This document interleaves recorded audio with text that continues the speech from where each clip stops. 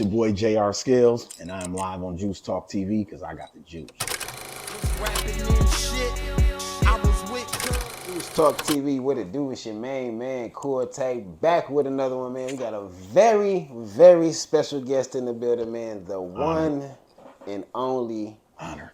J.R. Scalez in the building, What's man. poppin', y'all? What's Feeling, poppin'? my boy? How you feeling? Man, I'm feeling good. I'm feeling blessed. These last 6-7 months of my life have been kind of crazy. Going crazy for the city, yes, man. Sir. First and foremost, I just want to say thank you for taking your time, for putting work into the city, doing your thing, and taking time out of your busy schedule to come on Juice Talk TV for this lovely interview. I had to clear the schedule for Juice Talk, man. You know, something we'll talk about later, but one of my artists had to be here for her interview also. Okay. So I'm like, you know, we kill two birds with one stone type operation. I just came from the A with her, you know, to be with her at 2 of her shows, but also to network and get contacts for her. And you know what I'm saying? So we always trying to kill two birds with one stone when you're working with minimal budgets. You know what I mean? Man, we don't got the Cardi B budget yet. So, it's all right, man. You know what I'm saying? When you're working with the budgets that we working with, we got to do two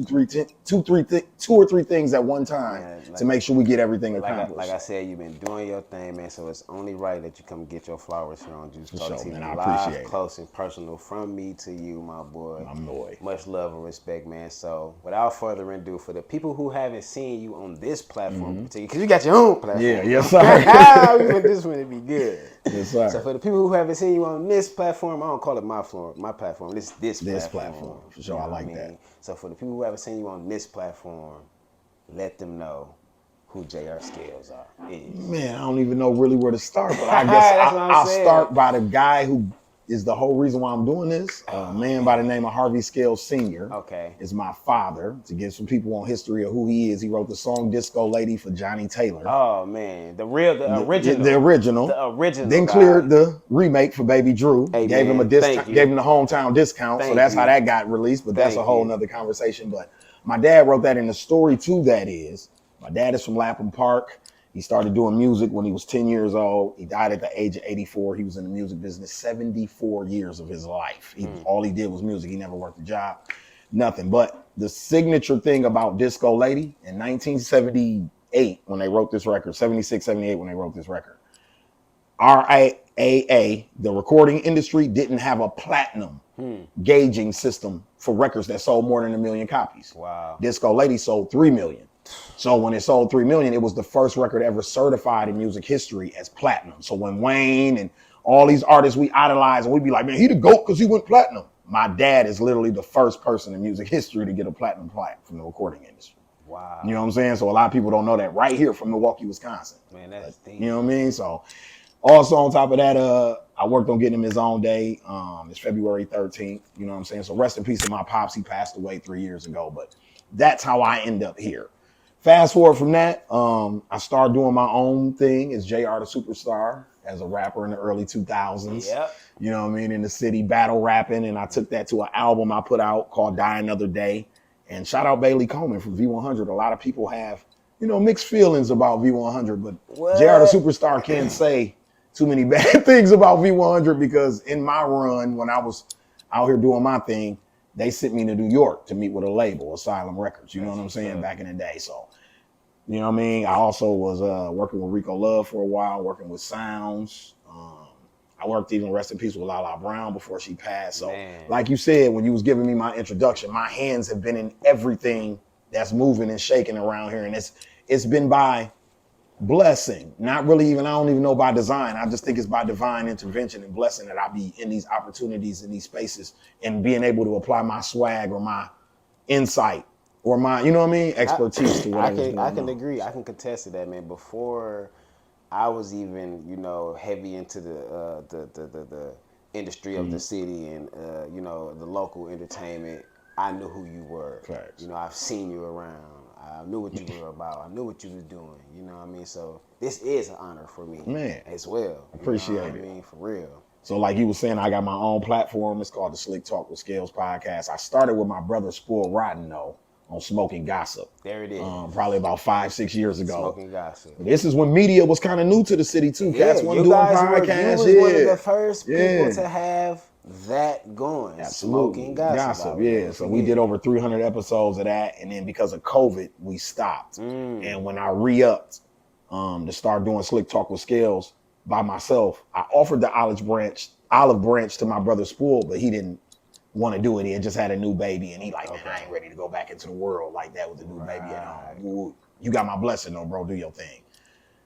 Not this week, but next week, I'll be recording my 200th episode of Slick Talk with Scales. So I got over 500 episodes of podcasting in the last 4 years. You know what I'm saying?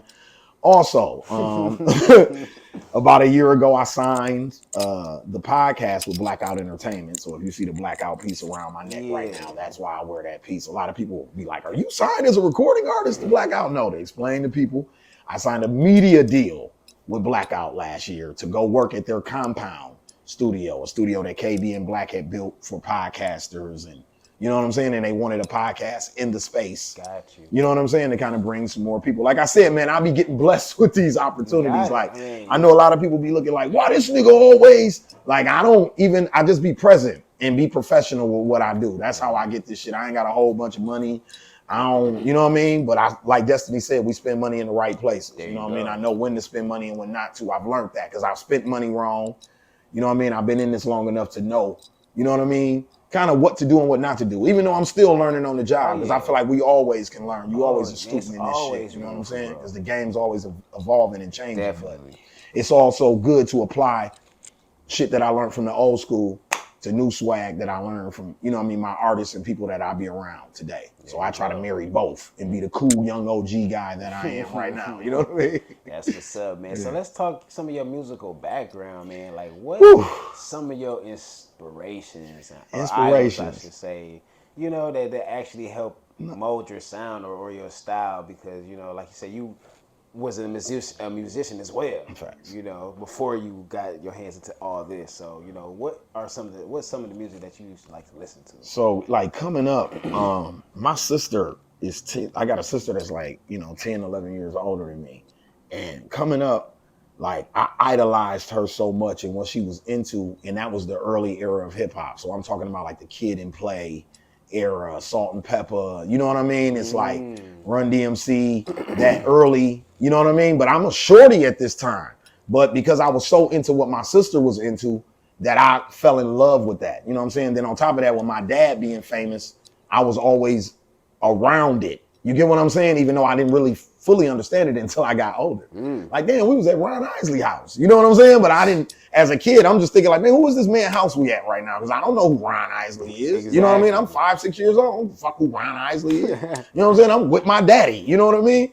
Like, even in that, like, I tell the story about how, like, I didn't realize my dad was famous until I got in, like, high school. See, that's and my high school principal brought me in his office one day and was like, hey, man, you know your dad did Homecoming at Whitewater in 1966. So, like, if you want to hang out a little longer for lunch or not turn in some work sometime, you know what I mean? It's because of your dad. Like, I let you get away with stuff. I'll let, really? Like, but like my sister, who's 10 years older than me, like I said, when the record went platinum, my dad went to the Grammys. They lost, but they were nominated in like 4 or 5 categories.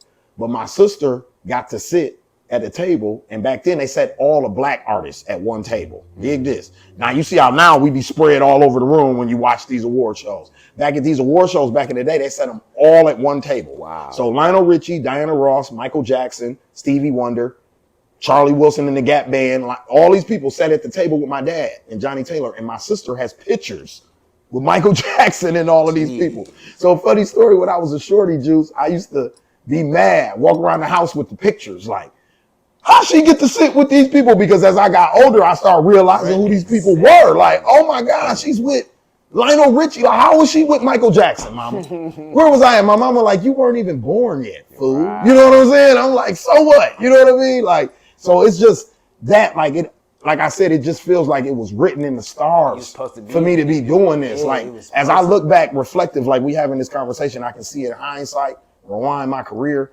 That's where my influences come from. Shit that I didn't even know was influencing me. So then once I got old enough to step out and start doing my own thing, I was influenced by the Nas's, the Jay-Z's. And then like once I really stepped into doing my own thing, I met Kanye early. Like, I met the Kanye that was on that documentary on Netflix. Like, I literally almost cried watching that documentary. My production team at that time were called Animal House. They were producing for another dude named RhymeFest, who got signed to J Records at the same time Rico Love got signed to J Records. So I knew about that situation. RhymeFest came to my studio session in Indiana and played Jesus Walks for me without Kanye on it. Because, you know, he wrote Jesus Walks. So I heard the original version of Jesus Walks. Like, so that influenced my music direction. So, like, I remember when I was doing music, cats would be like, man, you ain't like everybody else from Milwaukee. Like, you rap. But that, you get what I'm saying? Like, I was in the mill, but I was also removed because I was going to school in Atlanta in Morris Brown. And a lot of people don't know Kanye Grind came up in Atlanta.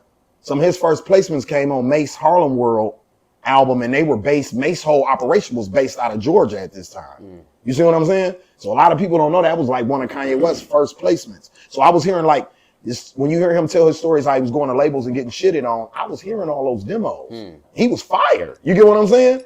But he influenced me being from Chicago, being from Milwaukee. It influenced me to be like, oh, damn, we can really make some noise. Because look at bro, he right down the street. Right. And he got Jay-Z and all these niggas' attention.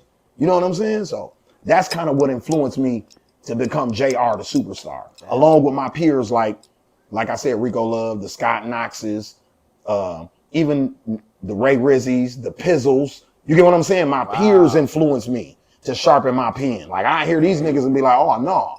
So I'm competing against my bros, but I'm also trying to compete against Lil Wayne and niggas that's out at the time. You know what I'm saying? Industry niggas. Man, that's deep. That is an amazing story. That is amazing. I tried to keep it kind of concise because it could get long with it, but appreciate that was it. amazing. That was amazing. That was great. So you definitely was meant for this. You definitely was born into this. Even what I'm doing today. And we about to get into that. We're definitely about to get into that. So moving forward in your career, accomplished a lot, working with a lot of people. The podcast. So you was doing that for 4 years? Correct? I've been doing Slick Talk for 2, and I did Smoking Gossip for 3. Okay. So I'm on year 2, going on 3. So it's about to be 6 years. How's of that potty. Going for Slick Talk since the new one? Oh, yeah. Slick Talk is beautiful. Like I said, that's how I ended up with, you know what I mean, teaming up with Blackout. But before Blackout, I was in the Sherman Phoenix. And I got blessed with that opportunity because during COVID, I was the only nigga kind of online still talking shit. I was going live because I didn't have nothing else to do. All I had was my phone, and everybody was online at this time. Strick, who had the So Greedy Studios in Sherman Phoenix, reached out to me and he said, when COVID breaks, I want to offer you the podcast studio in the Sherman Phoenix. I said, man, okay, what I owe you? He said, you don't owe me nothing. Just bring me some podcasts down here. Long story short, I was there for a year. Another opportunity came about and I left to go to do the Blackout situation. But when I left 40 podcasts at the Sherman Phoenix when I left. You see what I'm saying? So Strick wasn't tripping at all. I did what he asked me to do. But so then I got with Black and them, and they gave me the compound situation. Like I said, was our own building, own facility. You know, we could smoke. You know what I mean? We ran it. It was I was able to run a day-to-day operation. I got to be hands-on with it. That's what's up, man. A situation happened with that. I won't get into that, but we had to move from there. God blessed me in another situation where I ended up at Everyday Studios, which I don't know if people know about Everyday Media, but that's TZ Talks, that's 72 and 10 podcasts, that's Technical File Podcast. He do a lot of podcasts. That's my brother Dooch. And we're over there with him now. And it's beautiful. We sponsored by Ricardo Moore. We're monetized on YouTube now, Juice. 12,000 subscribers. That's what's up. Every episode is about 2,000, 3,000 views. I just added a sports podcast that come on every Monday called Pick and Roll Podcast, hosted by comedian B. Jones. I did see that. Yeah. So we're doing that every Monday now. They 4 episodes in, and they doing real well with that. Congrats, man. So that's how the pod is growing. Media is growing, and I'm excited about it. Yeah, man. And just gonna dig right on into that some more because it's flowing. So yeah, man, media is growing, everything is growing, man. Now you're in the management field. Man, it takes, first of all, congratulations. Thank you. To have 2 artists? 2.5. 2.5 artists. 2.5. To build that trust. To build that relationship, to build that knowledge with one another, because the music industry is deep. It's hard to trust people. It's hard to find, you know, the right business partner. And when I see you working with your people, all I see is trust and business and work ethic and strong work ethic, and it's amazing. So I want to just give you your flowers on that too. You and your whole team, you know, appreciate it, your 2.5 artists. Yeah. How is that going, and why did that actually happen? How did that happen? So let's start at how it happened, right? How did that so the happen? genesis of how this happened is I used to work for a company here called New Life. When I got out of school in Morris Brown, you know how we try to be doing what our hobbies or what our dreams is, but you need a real job to pay bills too at the same time. So when I got back from Morris Brown, I was doubling as an artist in Milwaukee, but I was also working in schools. So I was working in schools through this program called New Life, right? They based off of 20th and North, and they work in that community down there with all the kids from that area. I was recently, this is a part we forgot about. I was recently in a Tubi movie. So because I was in this Tubi movie called Trust Nobody 2, available on Amazon and Tubi right now. Because I was in this Tubi movie, my boss reached out to me and said, will you come speak to the kids at this 50 years of hip hop event that we're having, right? So I go to the event. I said, sure, no problem. I come talk to the kids. I go to the event. Believe it or not, the kids done watch the movie on Tubi with their mom and them. They all knew who I was, right? I'm like, okay, wow, this is amazing. So after I speak to the kids, they bring out this young lady, Maya P. Now, rewind a little bit. She was on my podcast about 2 months before that for the Jam Fest event. Correct. That they have at the Miramar every 6 months that PBG the Prince does with all the local artists. Correct. She came on my show. And when she sat down, I had never seen this girl before because she's only 17 years old. I'm a grown ass man, so I don't know nothing about that world unless somebody taps me into it, right? So she sits down on my podcast. I ask her a question. I'm like, why you this, that? She like, yeah, I'm Maya P. And I'm lit on my daddy. And the whole room explodes. My co-host, who's my age, Ashley, goes, I know who you are. My kids play your music in my house every day. I didn't know that was you. You get what I'm saying? So fast forward to the event. Maya comes out at the event. The kids go crazy in the room when Maya comes out. I used to work with Maya's mom and her auntie. They know my dad. The grandmother knows my dad. They grew up in Lapham Park together. Wow. You see how all of this works? So then the mom comes to me and says, yeah, she has record labels calling us. I don't know nothing about the music business. Maya wants a manager. I'm like, okay, we'll talk about it. So I was so thrown back by it that I didn't even know how to respond to it. You get what I'm saying, Juice? I just was like, oh, okay. So I walked around in a daze for 3 days. Somebody called to get something from Maya. Maya said back to her mama, oh, I thought my manager was supposed to take care of that. The mama called me like, yeah, Maya, we're not playing. She wants you to be her manager. I'm like, okay. So I go by the house. I meet with the dad. We put everything in stone. About 2 weeks later, I get another phone call. Now, me and Destiny, we've been cool. I was Destiny video hoe in one of her first videos. You know what I'm saying? She casted me as her video host. So we've always had a relationship. She come on my podcast. It always does well. My fan base my podcast family is a big fan of Destiny Land. You know what I mean?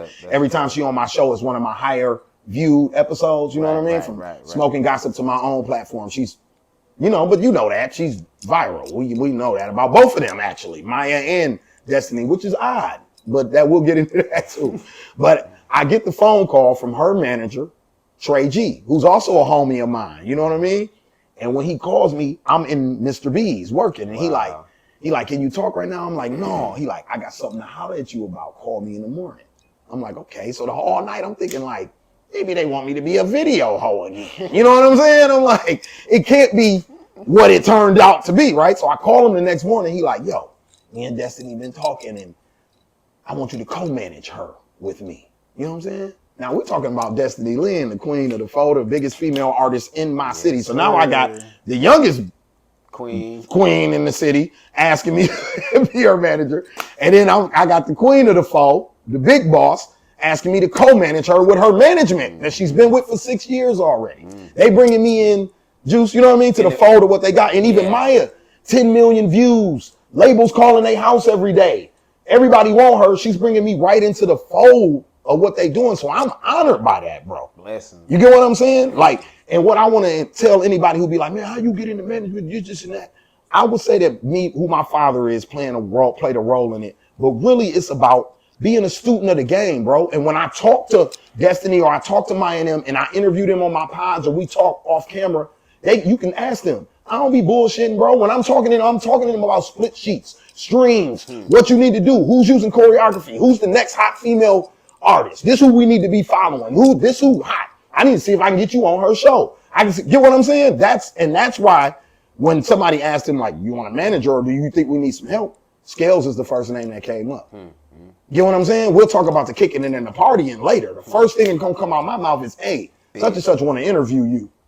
Or, you know what I mean? Such and such want a feature, or my guy do beats, or, you know what I'm saying? That's always my spiel. So when an artist is looking at who does that when I talk to them, it's Scales. You see what I'm saying? So that's how I got blessed with these opportunities. But to fast forward to where we're at, I just came from AC3 this weekend. I was going to ask you that. How was that, man?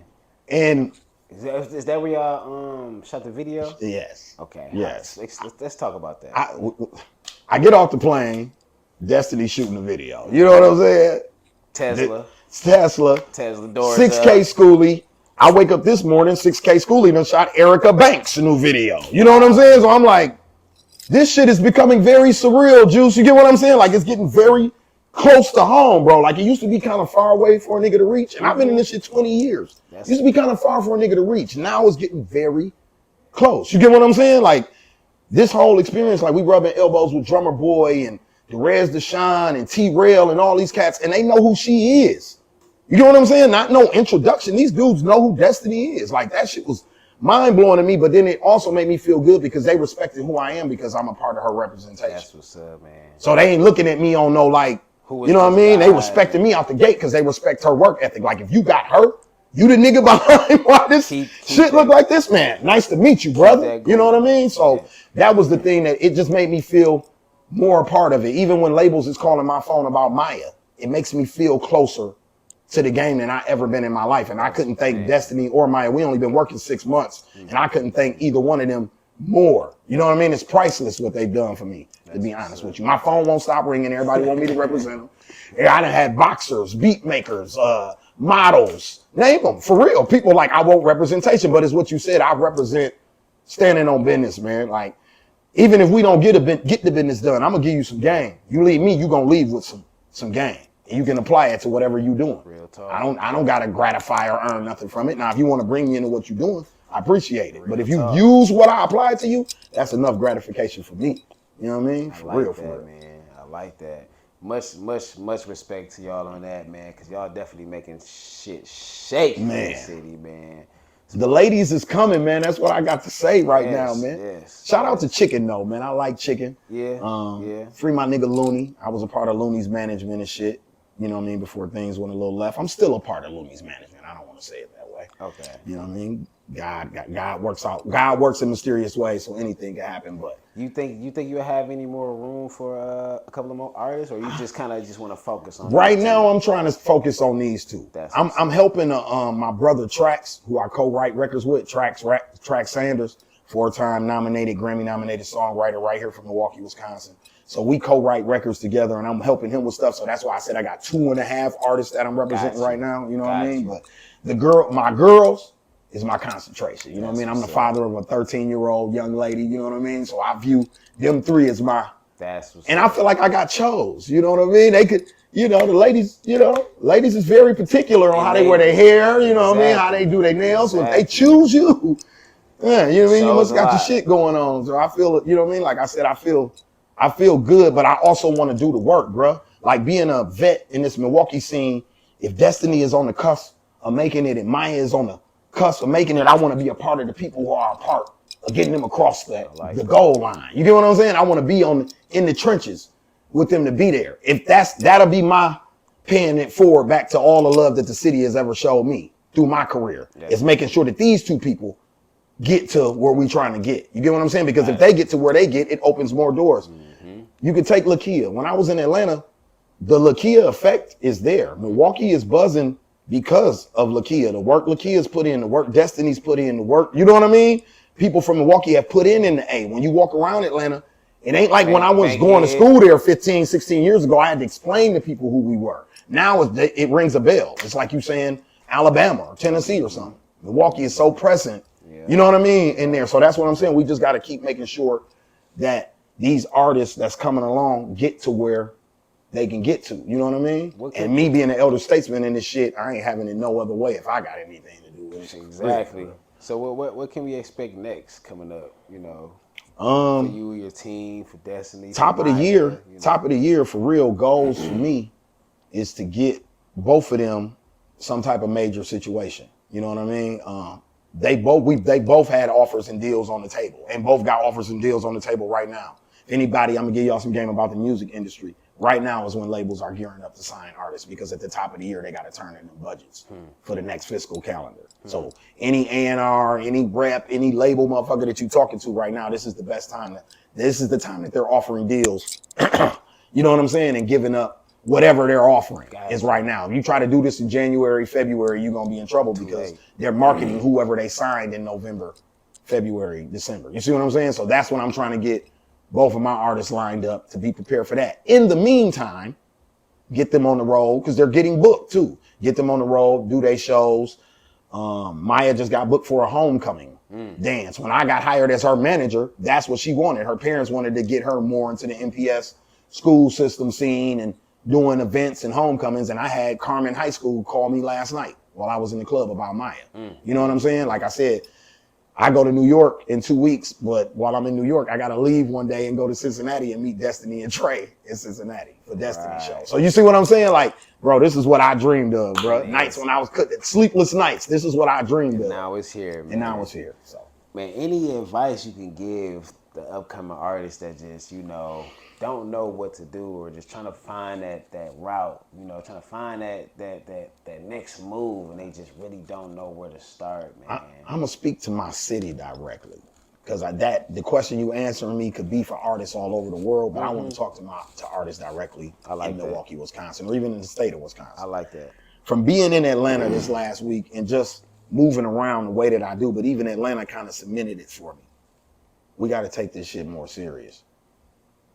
Seriously. Like, it's people who aren't as talented as people here, but they take it serious, boss. I seen it this weekend. They was present. They was serious. Shout out my man Lump G, mob attire up at Appleton, Wisconsin. He was at A3C with his table, with his merch there. You see what I'm saying? You got to be present. People think Destiny got what she got going on just by accident. No, Destiny's present. You see what I'm saying? She's getting the accolades and she's getting the moves and things that's happening for her because she's present. So many of us, we think, because we moving and shaking around here, you're supposed to be moving and shaking around here. You dig what I'm saying? It's about what outside of here. And then even when labels are looking at you, they're looking at how they can market you outside of where you're from. How can you don't know how many times when I talk to the distro company that Maya is with, that we're talking numbers, and that's what they're talking about. Like, we got to get her some shows in New York because her analytics are high in New York. Her analytics are high in Atlanta. We got to get her to Atlanta. Same thing with Destiny. We target, geo-target where to go. So even as artists, you can do that on your own. You don't need me to do that. You can geo-target through Facebook, Instagram, Twitter, any of that shit. TikTok. You can geo-target exactly. It's in you ever seen View Insights? Hit that on your motherfucking Instagram. Hit that on anything that you post, and it will take you to where these people are watching your shit from. Even on your YouTube, it's the same thing. So that's what I want artists here to start concentrating on more. Not being the king and queen of the meal. Because that by default, you are that. You from here and you putting in work. So you got that crown by default. Try to be the king and queen somewhere else. That's where it's harder to do. Try to even get on the chessboard with the other kings and queens in those cities that's making noise. Because Atlanta is Black Hollywood. We seen about 7 labels this weekend, Juice. Destiny was in front of at least 6, 7 different labels and 2 shows this weekend. You see what I'm saying? Atlanta is Black Hollywood. Like, the man got on the microphone and said, yeah, Empire's in the building and we're here to sign artists. And put the microphone down. You see what I'm saying? So you're not going to have that here. Maybe in a couple years, with what I'm doing and what Destiny's doing and what's happening for the city, we can build that and start doing events like that here where we get Empire and labels to come here to find talent. But until then, we got to start spreading our wings more because they like the Milwaukee sound, believe it or not. People are on the sound. But you got to go out and reach out to them people. You know what I mean? It ain't just going to happen for you. So that would be my advice to anybody. Use that social media shit. It's a tool. Those tools are on those sites for those reasons, believe it or not. I know we just brush by that and we just want to heart double tap shit and share shit, but the view, insight, and all that is on there for a reason. Like tap into that. Use it. That's why we need more people like you around, man. Let the people know where they can find you at, man. Because I know they gonna hit you up after. You can find me at JR Scalez HBK on Instagram, JR Scalez on Twitter, JR Scalez on Facebook. Yeah, that's all the places you can find me at, man. Reach out to me, tap in with me. I'm interested. I'm not turning down no collars. And like I said, if we can't do business or I don't got room for you on my plate, I'm giving out advice. Man, y'all can get on this podcast. Yeah, you get on my podcast. You know what I mean? Tap in with me for the pod, man. We come on every Wednesday at 8 p.m. live on YouTube. You know what I'm saying? Live on Facebook and live on Twitter all at one time. You know what I mean? So tap in with the Slick Talk with Scalez podcast. Tap in with On My Daddy Management. Yeah, I just got my copywriting LLC back. You know what I'm saying? So we in business for real. Daddy. You know what I mean? So tap in with On My Daddy Management. You know what I mean? And tap in with Destiny Lynn, Maya P. You know what I'm saying? And Juice Talk TV. And Juice Talk TV. Because he got the juice. We got the juice, and I'm going to sip my juice. That's what's up, man. Y'all already know that y'all have it, man. Ladies and gentlemen, the one and only Mr. Harvey himself, JR Scalez, man. Juice Talk TV. We out. Rapping in shit. I was with cuz.